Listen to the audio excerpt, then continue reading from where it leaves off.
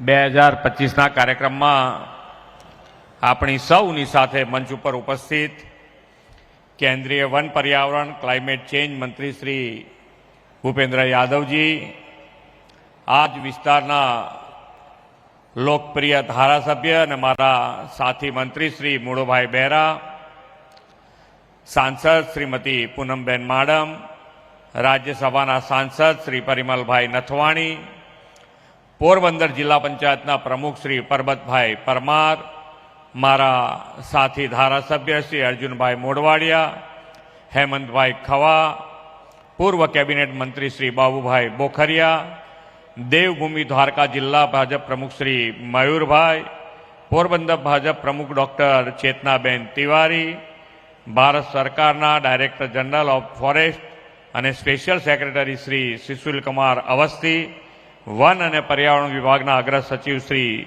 સંજીવ કુમાર, ઉપસ્થિત સર્વે મહાનુભાવો, આમંત્રિત સર્વે મહાનુભાવો, પ્રેસ મીડિયાના મિત્રો, સૌને મારા નમસ્કાર.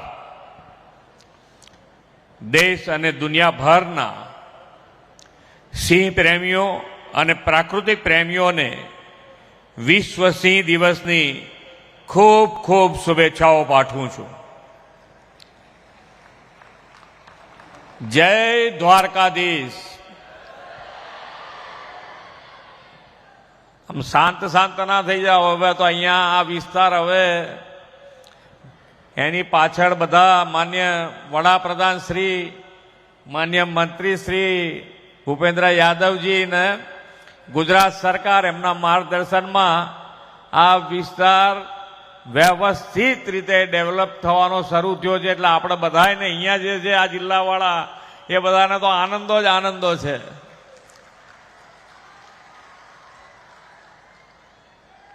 આપણી સંસ્કૃતિમાં સિંહનું આગવું સ્થાન છે. માં જગદંબાની સવારી પણ સાવજ છે. ભારતીય રાજમુદ્રામાં પણ સિંહ છે. અને ભગવાન શ્રી કૃષ્ણએ પણ જ્યારે ગીતા સંદેશમાં કહ્યું ત્યારે પ્રાણીઓમાં હું મૃગરાજ એટલે કે સિંહ હું છું. ભગવાન શ્રી કૃષ્ણની કર્મભૂમિ એવા દેવભૂમિ દ્વારકાના બરડા અભયારણ્યમાં આજે પ્રથમવાર સિંહો વચ્ચે વિશ્વ સિંહ દિવસની ઉજવણીનો રોમાંચક અવસર છે. વિશ્વના સૌથી વધુ લોકપ્રિય નેતા અને આપણા યશસ્વી વડાપ્રધાન શ્રી નરેન્દ્રભાઈ મોદીની પ્રેરણા અને માર્ગદર્શનમાં ગુજરાતના સાવજ આજે દેશની અસ્મિતાનું વૈશ્વિક પ્રતીક બન્યા છે. સિંહ સંવર્ધનના અનેક સફળ પ્રયાસો વડાપ્રધાનશ્રીના દિશા દર્શનમાં થયા છે. ભૌગોલિક પરિસ્થિતિ અને આબોહવાની દ્રષ્ટિએ જ નહીં, પરંતુ વન્ય પ્રાણી સંરક્ષણના રાજ્ય સરકારના કાળજીભર્યા સાતત્યપૂર્ણ અભિગમને કારણે જ ગીરના સિંહોનું સંખ્યાબળ ઉત્તરોત્તર વધતું રહ્યું છે. ગુજરાત સિંહ પ્રેમી પર્યટકો માટે સૌથી વધુ મનગમતું પર્યટનનું સ્થળ છે. વડાપ્રધાન શ્રી નરેન્દ્રભાઈ મોદી હંમેશા પ્રાકૃતિક, પર્યાવરણ અને પ્રાણીઓના સંરક્ષણને આપણી જવાબદારી ગણાવી છે. વડાપ્રધાન શ્રી તરીકે તેમણે દેશના નાગરિકોની સેવાની સાથે વન્ય જીવોના સંરક્ષણને પણ પ્રાધાન્ય આપ્યું છે. વિદેશથી ચિત્તા લાવીને દેશમાં વસાવાના હોય, એશિયાઈ સિંહો માટે 2020માં શરૂ થયેલ પ્રોજેક્ટ લાયન હોય કે પછી વાઘના સંરક્ષણની વાત હોય, દેશમાં વન્ય જીવોની માવજતને વડાપ્રધાનશ્રીના દિશા દર્શનમાં અગ્રિમતા અપાઈ છે. તેના પરિણામે સિંહોની સંખ્યા જે ગુજરાતમાં 664 હતી તે આજે વધીને 891 થઈ છે. સિંહોની વધતી વસ્તી આપણા માટે ગૌરવની વાત છે. મોદી સાહેબના નેતૃત્વમાં સ્થાનિક લોકો અને ગીરના સિંહો વચ્ચે ઇમોશન અને ઇકોનોમી બંનેનો સંબંધ કેળવાય અને સિંહના વિસ્તરણનો વિસ્તાર પાછલા 2.5 દાયકામાં 3 જિલ્લાથી વધીને આજે 11 જિલ્લામાં વિસ્તર્યો છે. સિંહ છે તો અમે છીએ ને અમે છે તો સિંહ છે એવી ભાવના જાગૃત થઈ છે. સિંહની લાગણીના પ્રેમનું ઉદાહરણ જય ગુરુની જોડીનો કિસ્સો તો દેશ અને દુનિયામાં પ્રચલિત બન્યો છે. આ તમામ પરિબળોના કારણે સિંહોનું જતન સંવર્ધન શક્ય બન્યું છે અને વસ્તી પણ વધી છે. કુદરતી રીતે બરડા વન્યજીવન અભયારણ્યને સિંહનું પોતાનું ઘર બનાવ્યું છે.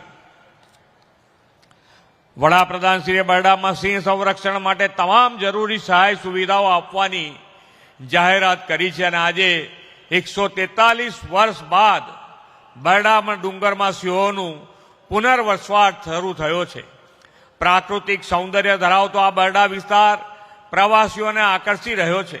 વડાપ્રધાનશ્રીના વિઝન અને વન વિભાગની પ્રોએક્ટિવ પ્રેક્ટિસીસને લીધે ગીરમાં સિંહોની સફળ સંવર્ધન ગાથા વૈશ્વિક બની છે.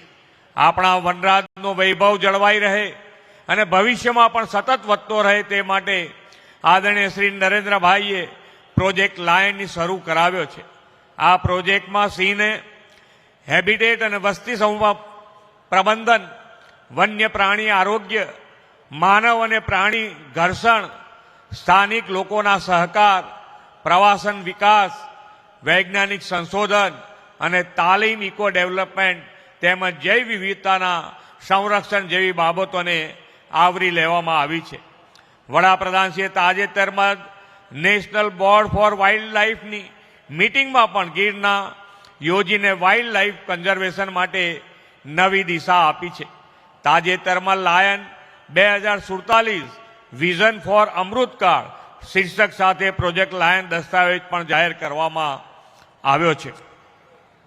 વધતી જતી સિંહ વસ્તીના સુચારુ સંચાલનમાં અને સિંહોના રહેઠાણને સુરક્ષિત અને પુનઃસ્થાપિત કરવામાં, રોજગારી સર્જન અને સ્થાનિક સમુદાયની ભાગીદારીમાં વધારો કરવામાં આ પ્રોજેક્ટ લાયન 2047 મહત્વની ભૂમિકા ભજવશે.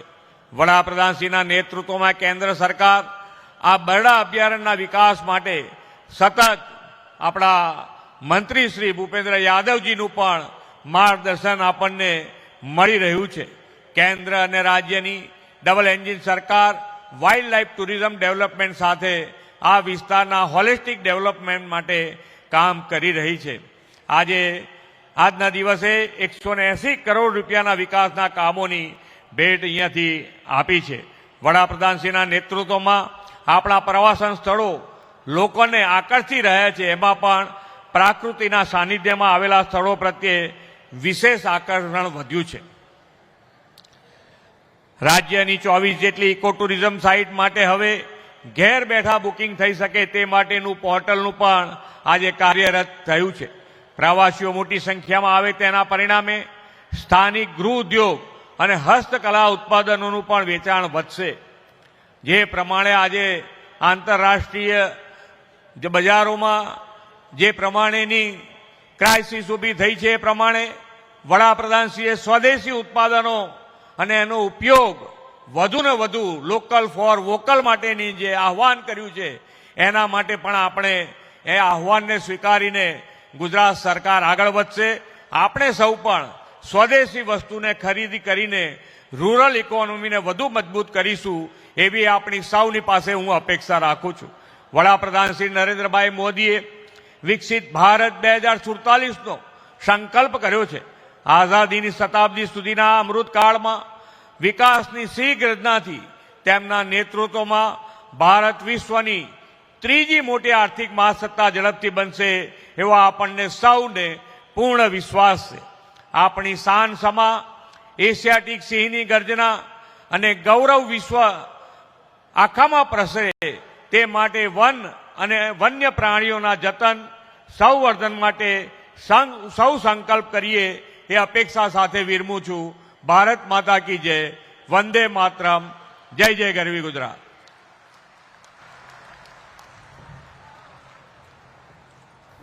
તો ખાસ જે માનનીય મુખ્યમંત્રી શ્રી આ કાર્યક્રમમાં આજના વિશેષ અવસરે આપના અમૂલ્ય શબ્દો આપની ગરિમામય ઉપસ્થિતિ માટે અમે સૌ પણ આપનો હૃદયપૂર્વક આભાર માનીએ છીએ. વિશ્વ સિંહ દિવસની અનન્ય ઉજવણીમાં પોતાની પ્રેરણાદાયી હાજરી અને ઉત્કૃષ્ટ સંબોધનથી આ કાર્યક્રમને ગૌરવમય બનાવનાર આપણા ગુજરાતના ગૌરવ માનનીય મુખ્યમંત્રી શ્રી ભૂપેન્દ્રભાઈ પટેલ સાહેબનો હૃદયથી આભાર.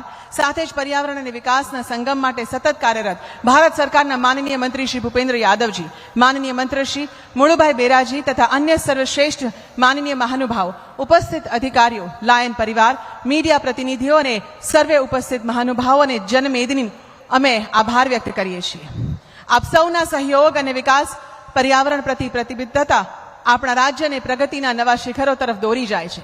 એ જ આશા સાથે આજનો આ સ્ટેજ કાર્યક્રમ અમે પૂર્ણ જાહેર કરીએ છીએ. સાથે માનનીય મુખ્યમંત્રી શ્રી અને મહાનુભાવોને હસ્તે આજે વન્ય પ્રાણી રેસ્ક્યુ વાહન અને પેટ્રોલિંગ વાહનોનું ફ્લેગ ઓફ કરવામાં આવશે.